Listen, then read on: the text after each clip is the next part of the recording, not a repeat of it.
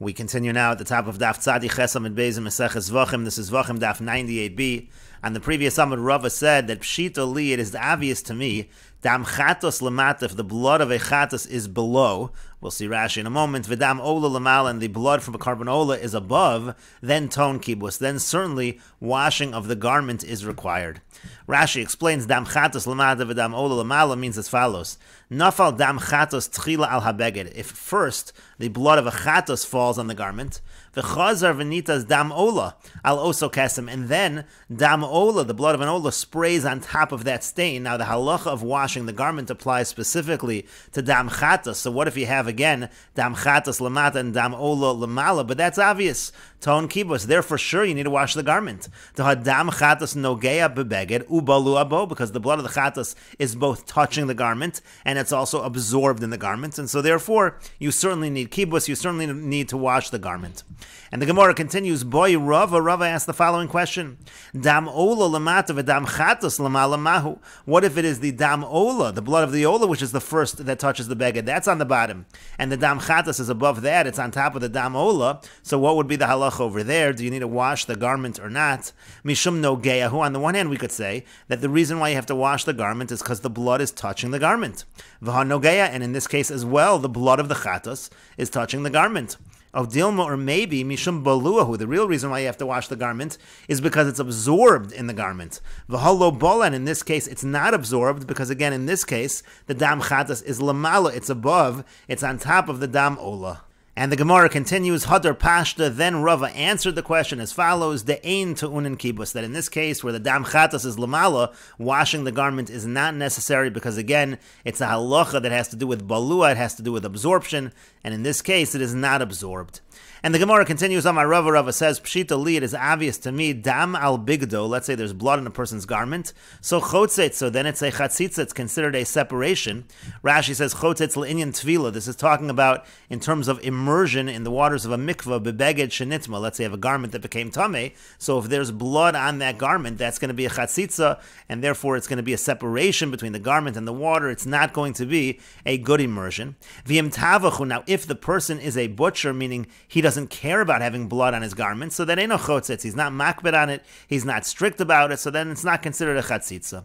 Revav al bigdo, let's say you have some kind of fat on his garment, so chotzitz, again, that's something that people generally don't want on the garment, and so therefore it's a chatzitza, it's a separation, and it would not be a good immersion in the mikvah. However, v'imoche revav, who if he's someone who sells revav, and so therefore it is normal for him to have that on his garment, so then ain't no chotzitz, then it is not a chatzitza. And the Gemara continues, Boy Rava asks the following question: Dam urevav al bigdo mahu. What if there's blood and revav on his garment? Then what's the halacha? Is that a chatzitza? And the Gemara continues and says, Im tavachu. Well, if he's a butcher, so typically mishum revav, but still the revav should be a chatzitza. That's not normal to be on his garment. V'i moche revav. And if he's somebody who sells revav, so typically mishum dam. So then we should say that the blood is a chatzitza, because that's not normal to be on his garment. And the Gemara says, Lo no tzricha. It's necessary, meaning the question is necessary to be asked. The avid ha v'ha, it's a person who does both. He's both a butcher and he sells revav, and so then we really have a question. On the one hand, we could say achada lo kapit, just to have one of those kinds of stains that he's not strict about, that would not be a chatzitza. But atarti kapit, but already to have two of them, that already he would be strict about, and therefore it would be chatzitza. O dilmor, maybe atarti nami lo kapit, maybe he's also not strict about two of them, and the Gemara says teiku. The Gemara leaves that as a question.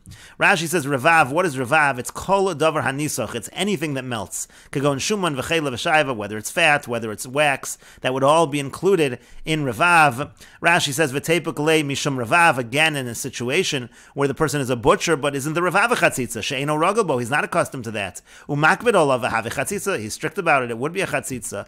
And then the Gemara said atarti kapid, maybe we say that on two things he is strict, v'afagav deragal b'tarvayu, even though he's accustomed to both of them.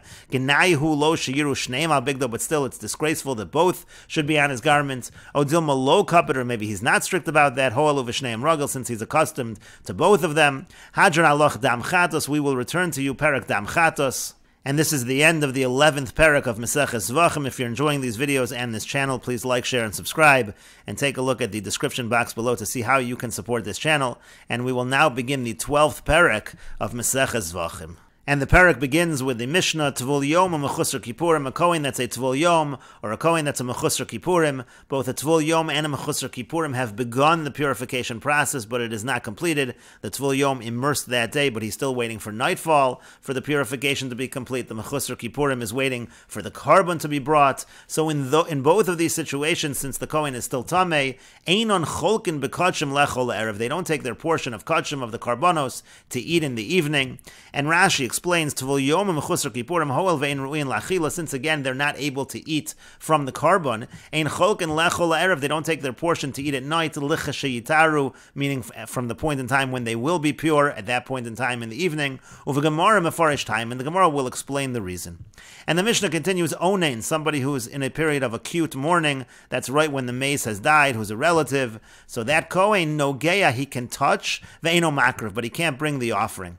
Rashi explains, Onein Eno Makriv, and Onein cannot offer a carbon. Kidamar Beperak Sheni, like we said earlier in the second parak, and Onein cannot bring the carbon, cannot offer the carbon. He can touch the carbon because he's not actually Tameh. That's why he's allowed to touch, but he's not allowed to offer. And Ve'eno Cholik Lechol Erev, also he doesn't take his share in order to eat in the evening. Bali Mumin, let's say the Kohen has a blemish, Bein Bali Mumin Ovrin, whether it's a passing blemish, Bein Bali Mumin Kavuan, or whether it is a permanent blemish. So by them, Cholkin Va'ochlin, they are allowed to take their portion and eat from the carbon, Avolo Makriven, but they're not allowed to actually offer the carbon. Rashi explains, Bali Mumin Cholkin Taima Mefarish B'Gemara. The reason for that they can take their share, that reason is explained in the Gemara. And the Mishnah continues, Kol she'eno roy la'avoda, anyone who cannot do service in the Beis HaMikdash, eno cholek bebasar, does not take a share of the meat. V'chol she'en lo bebasar, and anyone who doesn't have a share of the meat, ein lo ba'oros, he doesn't get a share of the hide. And Rashi says, Kol she'eno roy la'avoda, if he's not fit to do service, the Gemara Parach, the Gemara will ask on this, V'harei bal mum, what about a Kohen with a blemish? We just said a Kohen with a blemish cannot serve in the Mikdash, but he does take a share. And so therefore that is a question on this line in the Mishnah. And the Mishnah continues, Afilu tamei b'shas zrikas damim, even if at the time of the throwing of the blood the Kohen is tamei, v'tar b'shas hektar chalavim, but he's pure at the time that the fat, that the offering, that the sacrificial portions are being burned on the mizbeach. But even then, eino cholek b'basar, he does not take a share of the meat. Shenemar, as it says in the pasuk, hamakriv es dam hashlamim v'esachelev mibnei Aaron lo tiyashok hayam limona. Again, the one who offers the blood and the chelev from the sons of Aaron, he will get a portion of the right thigh. And Rashi explains, Vitar b'shas hektar chalavim, if he's pure at the time of the burning of the fats of the sacrificial portions, shehu kol halayla, that happens the entire night. Meaning to say, kagon shetaval v'toher b'harav shemesh, let's say he immersed, and then he became pure in the evening, so at the time of the burning of the chalavim, he was pure. Again, in that situation, he still does not take a share of the meat, because he was not pure at the time of the zrikas damim, and we will continue with this discussion in the next video on Daf Tes Amud Aleph.